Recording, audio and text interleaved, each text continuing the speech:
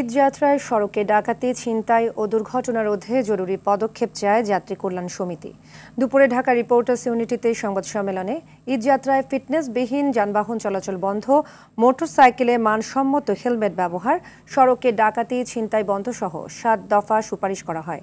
এ সময় বিআরটিএ ও highway police প্রতিনিধিরা তাদের পদক্ষেপের কথা তুলে ধরেন।